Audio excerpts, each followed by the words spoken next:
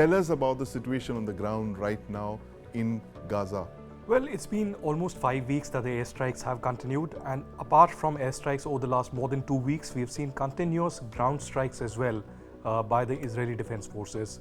We are seeing tunnels being destroyed. We are seeing several of the locations where the Hamas has been using human shields, including hospitals and children's playgrounds, being attacked. The latest attack took place at the Al-Shifa hospital, where a lot of warning signals had gone over the last many days. Now, Hamas-affiliated Ministry of Health and officials in Gaza are accusing Israel of attacking children and fuel running out of the Al-Shifa hospital. But for days together, warning signals had gone there, and Al-Shifa hospital is known. In fact, its underground base, which is a tunnel, is known to be one of the headquarters of the Hamas in Gaza. So clearly, Israel was bound to attack, and Hamas had to face consequences in that area. Apart from that, top priority now for the Israeli Prime Minister Benjamin Netanyahu would be to secure the release of the 250 hostages who are still there.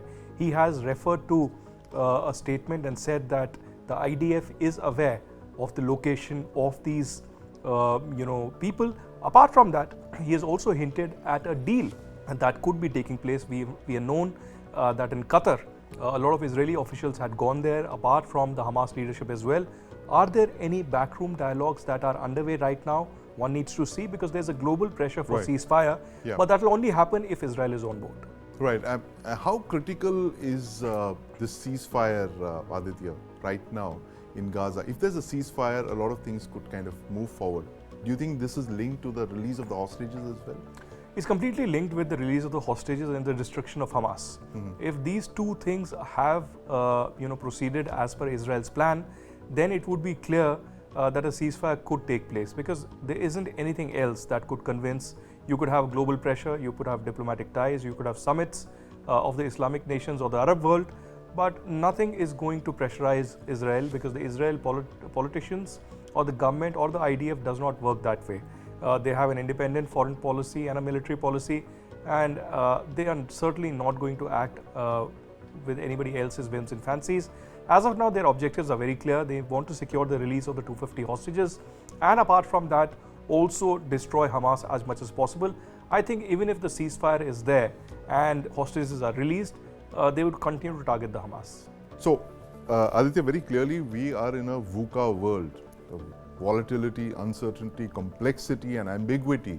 And we have with us today Indrani Bagchi, CEO of the Ananta Aspen Centre, to make sense of this VUCA world.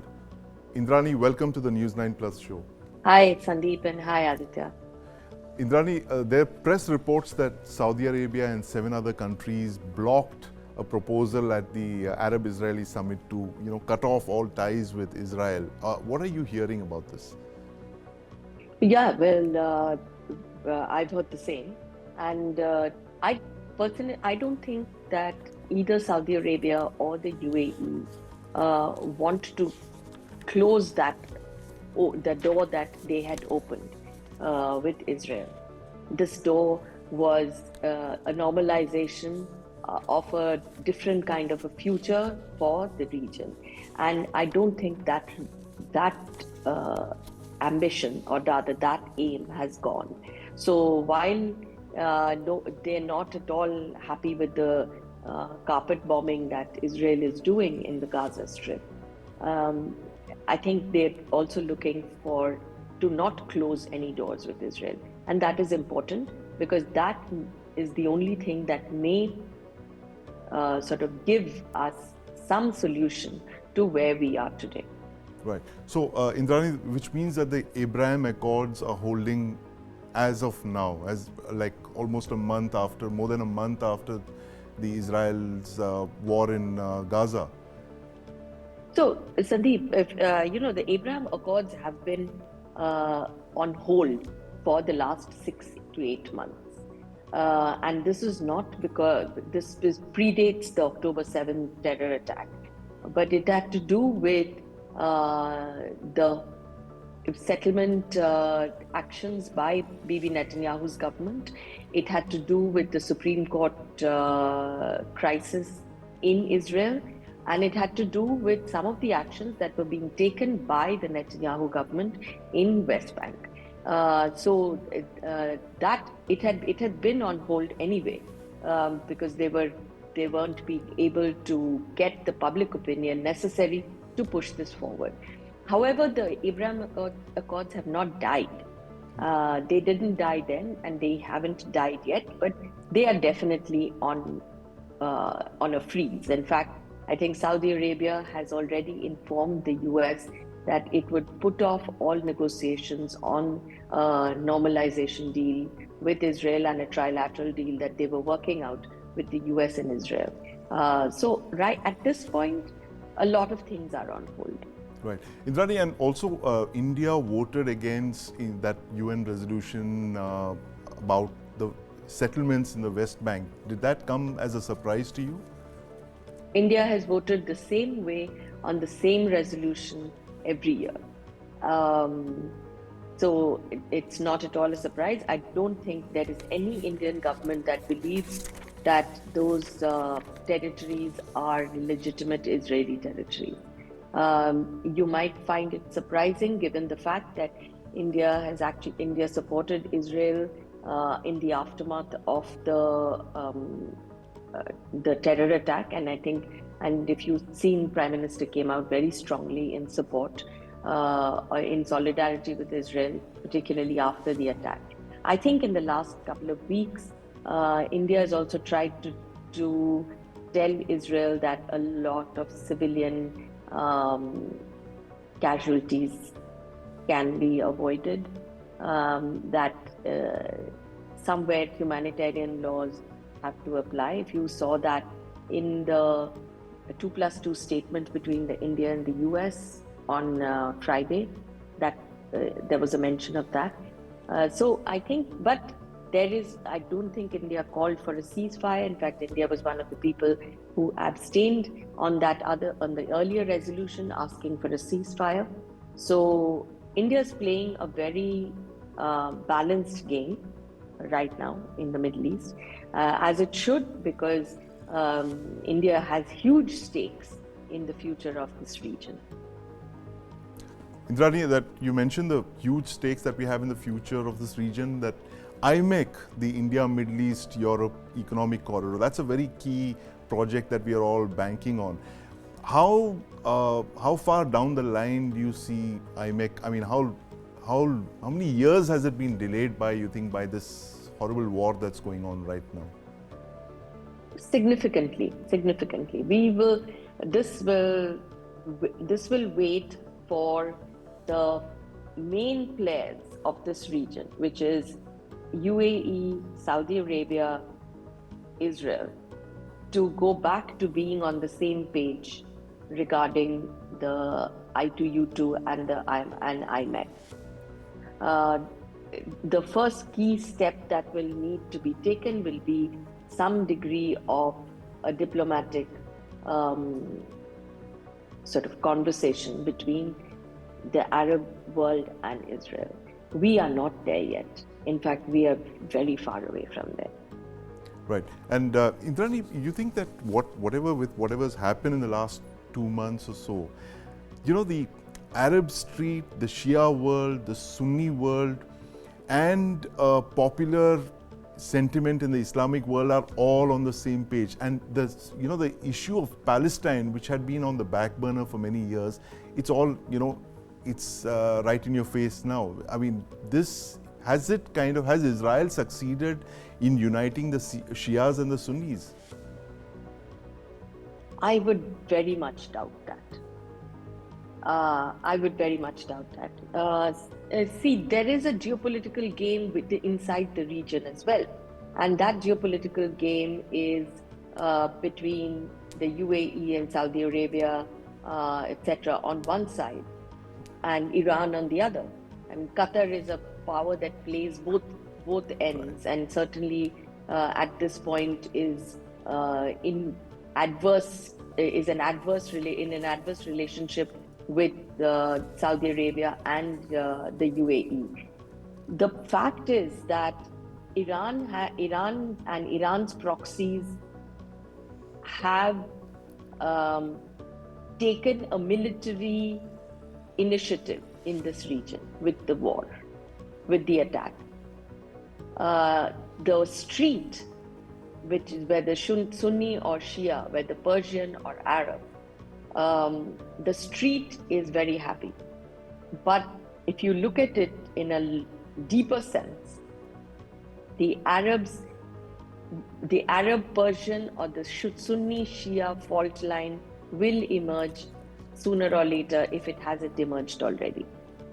I cannot see the Saudis or the UAE being comfortable with Iran as the major geopolitical player in the region. So if you saw the first, the first attack or rocket attack by the Houthis from Yemen was repulsed by the Saudis. My sense is if other proxy entities of Iran enter the war, i.e. Hezbollah, i.e. the groups in Syria or in Iraq, you will see a pushback by these two powers in the Gulf. I don't think the last word has been spoken yet. There is definitely a consensus on the street, and I think that consensus you are seeing it also on the streets of Europe. You're seeing it in the squares in the US about the nature of the attack, the casualties, the deaths, the destruction. You're seeing all of that, and that is one part. But there is a geopolitical game as well. There's a geopolitical play as well. I don't see the Saudis ever agreeing to be a second fiddle player to Iran. So I think this game will be played in many, many different ways in the coming weeks to come, in coming weeks and months.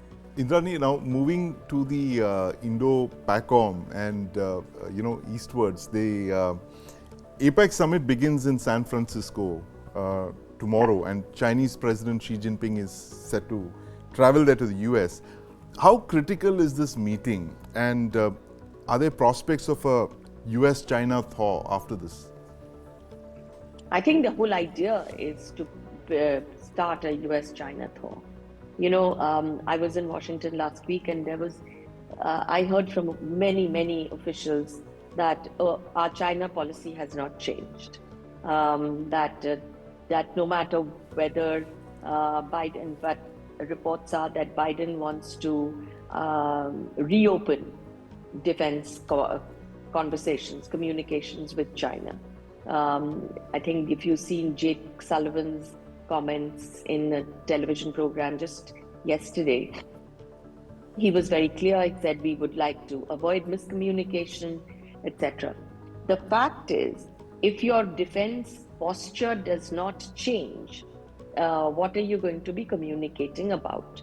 And that is so. This entire conversation about my defense posture remains, you will remain my enemy, I will continue to stop China from coming anywhere near American high tech, etc. But I want to appear like I am friends with you, like I have conversations with you, like I have diplomatic relations with you. Both are, after a point, they become incompatible, because then the conversations or whatever communication we are trying to achieve really has no meaning. Meanwhile, whatever US is trying to do with China has actually made its other friends in the region much more nervous. Certainly the Indian establishment is watching this meeting very, very carefully to look at the signs of how things might play out between the US and China. You're looking at other countries, other partners of the US, Japan, Korea, all of them would be looking at this meeting very, very carefully. So it's not that there is no nervousness in the region, because what we are seeing and what we have seen for some time is top US officials making frequent visits to China, asking them to open up conversations. If India was doing that to Pakistan, I can only imagine what the public opinion would be. But these are two big superpowers, and the decisions or the outcomes or how the two powers approach their bilateral relationship, which we will see as a result of this meeting, will have an impact on many, many other US allies and partners. News 9 Plus. Download now.